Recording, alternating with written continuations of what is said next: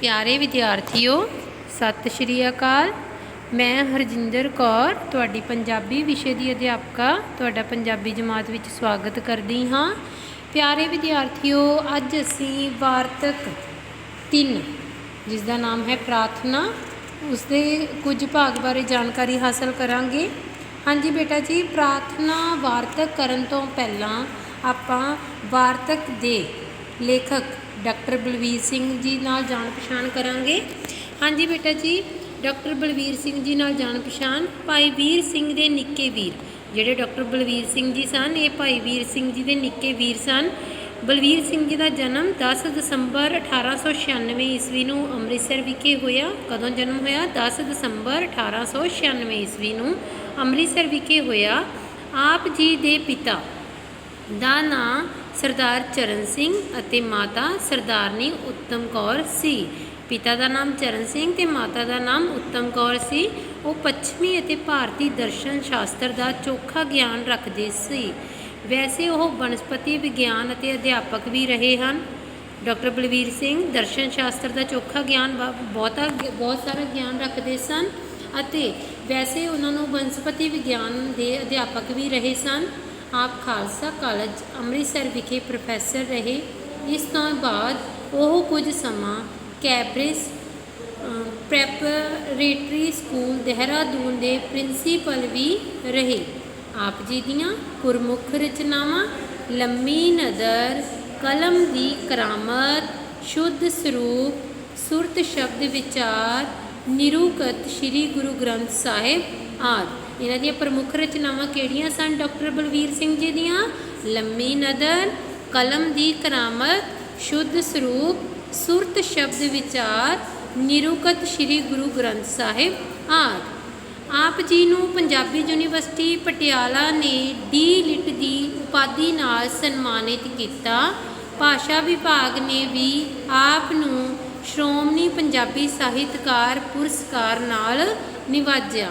Punjabi university ने पटियाला ने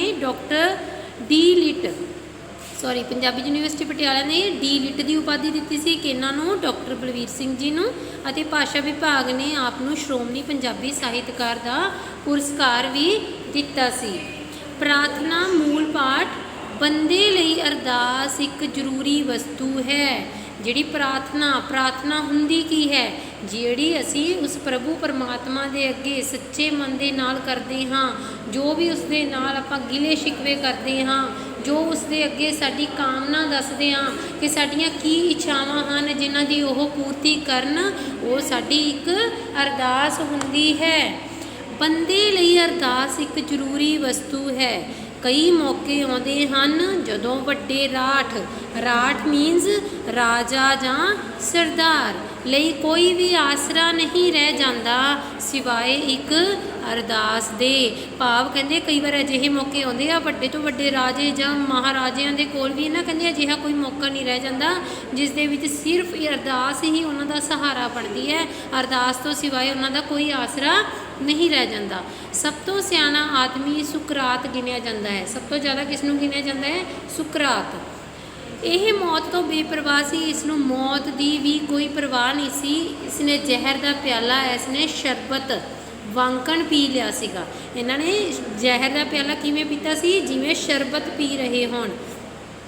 कहते ऐसा आदमी भी अरदास का कायल सी। भाव जिन्हों मौत की परवाह नहीं सी उसनूं भी अरदास की महत्ता सी, वो भी अरदास का कायल सी। एक थावें उसने कहा है कि वो प्यारे भैन देवता अते इस थां दे होर सारे देवतेओ मेरी यह अर्ज कबूल करो। उसने की सारे देवतियों के अगे अरदास की कि मेरी यह अरदास कबूल करो। कहते मेरे अंदर मेरी रूह सुंदर बन जाए। उसने की कहा कि मेरी जिहड़ी अंदर रूह है भाव सीरत है वो सुंदर बन जाए। मेरिया सारिया बाहरलियाँ वस्तां बाहरलियाँ जिन्नियां उहदे आले दुआले विचर रही वस्तां आ वो किवें हो जाण? जिवें उसकी सुंदर आत्मा है उवें दियां ही चीज़ां बाहरलियाँ हो जाण। भाव सुंदर चीज़ां दी दे नाल एक सारता हो जाए उसकी आत्मा दी। फॉर एग्जाम्पल एक गुलाब का फुੱਲ सुंदर है तो उसकी कामना की सी कि उसकी जिहड़ी सीरत है वो भी उस गुलाब के फुੱਲ वांग होके एक सार एक मिक हो जावे। हाँ जी बेटा अगे देखो, सिख धर्म विच अरदास की एक खास अहमियत है। सिख धर्म दे विच खास इसकी बहुत ही अरदास की खासियत है, महत्ता है। सारिया रीति रस्मां की थावें सिख की एक अरदास काफ़ी होंदी है। भाव कहते लोग कई करते होंगे आ भी अलग अलग धर्मां दे विच हवन किए जाते आ जां कई तरह के लोग टोटके करते आ, वहमां भरमां दे विच पैंदे आ, पर कहते सारिया रीति रस्मां की थां ते की कर लवे, सिख एक अरदास, सिख की एक अरदास ही काफ़ी है। सारे परमार्थक, परमार्थ का मतलब हुंदा दूजियां दी भलाई लई कीता जाण वाला काम। कहते दूजियां दी भलाई लई जिन्ने भी साधना दी जगह एक अरदास की लोड़ींदी वस्तु है। कहते दूजियां दा भला करन वालियां जिहड़ियां वस्तुआं ना उन्हां लई उन्हां दी थां ते एक अरदास ही लोड़ींदी वस्तु है। हाँ जी कहते भाव दूजियां लई भला करन लई आपां जिहड़ियां चीज़ां दिंदे आ ना उहदे नाल ज़्यादा चंगा की है दूजियां दी भलाई लई आपां अरदास करिए। कहते अरदास की जरूरत हर संसारक मौके उपर पैंदी है। हर संसारक मौके उत्ते भाव जिद्दां जन्म वेले, मरण वेले, विआह वेले, जंग वेले, मौत वेले, हर वेले की आ अरदास की लोड़ पैंदी है। अरदास दे विच आपां की आ जिहो जिहा मौका होवे उस तरह की आपां अरदास दे विच शब्द शामिल कर लैंदे हाँ। कोई भी अवसर इहो जिहा नहीं हैगा सिख लई बिन अरदास होवे, भाव कोई भी अजिहा अवसर नहीं हैगा, कोई भी अजिहा मौका नहीं है जिथे सिख अरदास तो बिना काम कर सके। भाव अरदास हर थां उस लई जरूरी है। सन 1893 ईस्वी विच खालसा ट्रैक्ट सुसाइटी का मुੱਢ ਵੱਜਦਾ ਸੀ। खालसा ट्रैक्ट सुसाइटी का मुੱਢ कदों ਵੱਜਦਾ ਸੀ? 1893 ईस्वी विच। ये श्रीमान भाई साहिब भाई वीर सिंह ने प्रयत्न ਦਾ ਸਿੱਟਾ है कि इसका पहला ट्रैक जो छपिया उसका नाम प्रार्थना सी। भाव जिहड़ा खालसा ट्रैक्ट सुसाइटी का मुੱਢ ਵੱਜ ਰਿਹਾ ਸੀ ਤੇ श्रीमान भाई साहिब भाई वीर सिंह जी के यत्नां करके ही उन्हां दे यत्नां दे फल स्वरूप ही इसका जो जिहड़ा पहला ट्रैक्ट भाव प्रकाशित होया सी उसका नाम की रखा गया सी? प्रार्थना। इस विच सिर्फ अरदास की जरूरत ही नहीं दर्शाई गई परंतु संकेतक तौर पर दस्या गया है। भाव संकेत दिते गए हैं कि किसी भी काम का आरंभ अरदास तो होना चाहिए है। खालसा ट्रैक्ट सुसाइटी का मुੱਢ इस तो अरदास तो ही हुंदा है। पढ़े लिखे नौजवान पूछते हैं कि अरदास सुनी जाती है, कि अरदास का उत्तर मिलता है। कहते ਜਿਹੜੇ पढ़े लिखे नौजवान है ना जिदा अजकल जिन्हों का पढ़ाई के विच कह देंगे आ कुछ ज़्यादा पढ़ लिख के जिन्हों का विश्वास जोड़े नास्तिक होंगे जा रहे हैं वो कहते ये पूछते हैं कि जे अरदास करिए तो अरदास सुनी जाती है, कि अरदास का उत्तर मिलता है, कि जे असीं अरदास करते हैं तो वह जवाब मिलता है।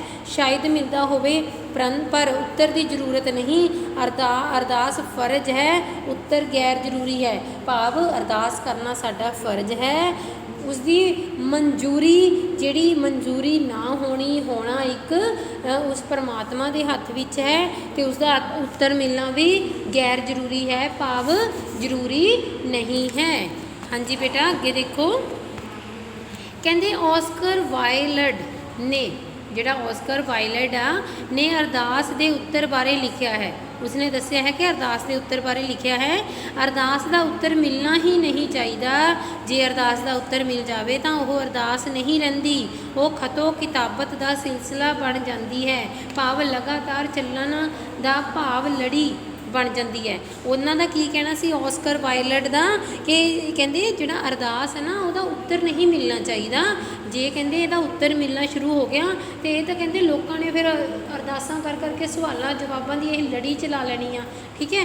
हाँ जी बेटा अगे देखो, कहते इस लिहाज विच बिल्कुल निराली चीज़ है।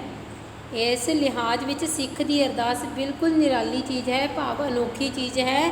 ਇਹ ਅਰਦਾਸ ਨਿੱਜੀ ਜਾਚਨਾ ਦੀ ਮੰਗ ਕਰਦਾ ਹੈ, ਭਾਵ ਇਹ ਜਿਹੜੀ ਅਰਦਾਸ ਹੈ ਨਾ ਨਿੱਜੀ ਬੇਨਤੀ, ਭਾਵ ਜਿਹੜੀ ਸਾਡੀ ਪਰਸਨਲ ਬੇਨਤੀ ਆ ਦੀ ਮੰਗ ਕਰਦਿਆਂ ਹੋਇਆਂ ਨਿੱਜ ਦੇ ਪ੍ਰਾਈਵੇਟ ਲੈਵਲ ਤੋਂ ਉੱਪਰ ਹੋ ਜਾਂਦੀ ਹੈ, ਭਾਵ ਨਿੱਜ ਦੇ ਪ੍ਰਾਈਵੇਟ ਲੈਵਲ ਤੋਂ ਭਾਵ ਪਰਸਨਲ ਨਾ ਰਹਿ ਕੇ ਇਹ ਸਾਡੀ ਕੀ ਹੈ ਨਿੱਜ ਦੇ ਪ੍ਰਾਈਵੇਟ ਲੈਵਲ ਤੋਂ ਹੋ ਜਾਂਦੀ ਹੈ ਕਿ ਇਹ ਸਾਡੀ ਪਰਮਾਤਮਾ ਅਤੇ ਸਾਡੇ ਵਿਚਕਾਰ ਜਿਹੜੀ ਆਪਸੀ ਗੱਲਬਾਤ ਹੁੰਦੀ ਹੈ ਨਾ ਉਹ ਹੋ ਜਾਂਦੀ ਹੈ, ਕਿਉਂਕਿ ਇਹ ਖਤਮ ਸਰਬੱਤ ਦੇ ਭਲੇ ਦੀ ਮੰਗ ਵਿੱਚ ਹੁੰਦੀ ਹੈ।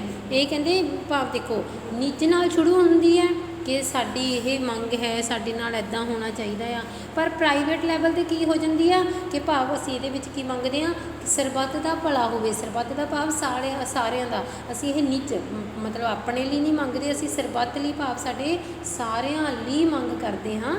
ਅਰਦਾਸ ਦੇ ਵਿੱਚ ਭਾਵ ਪ੍ਰਾਰਥਨਾ ਕੀ ਕਰਦੇ ਹਾਂ ਸਰਬੱਤ ਦੇ ਭਲੇ ਦੀ।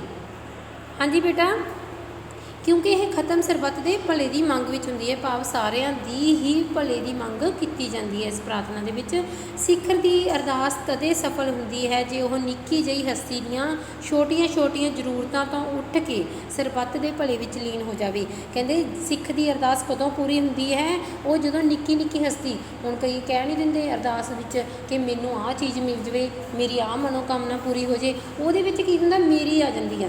ਉਹ ਜਦੋਂ ਮੇਰੀ ਦੀ ਭਾਵਨਾ ਹੁੰਦੀ ਆ ਤਦ ਅਰਦਾਸ ਪੂਰਨ ਨਹੀਂ ਹੁੰਦੀ। ਅਰਦਾਸ ਕਦੋਂ ਪੂਰਨ ਹੁੰਦੀ ਹੈ, ਜਦੋਂ ਆਪਾਂ ਸਾਰਿਆਂ ਲਈ ਮਿਲ ਕੇ ਅਰਦਾਸ ਕਰਦੇ ਹਾਂ, ਭਾਵ ਸਰਬੱਤ ਦੇ ਭਲੇ ਦੀ ਅਰਦਾਸ ਕਰਦੇ ਹਾਂ, ਤਦ ਸਾਡੀਆਂ ਸਾਰੀਆਂ ਛੋਟੀਆਂ-ਮੋਟੀਆਂ ਇੱਛਾਵਾਂ ਆਪਣੇ ਆਪ ਉਹ ਪ੍ਰਭੂ ਪਰਮਾਤਮਾ ਪੂਰੀਆਂ ਕਰ ਦਿੰਦਾ ਹੈ।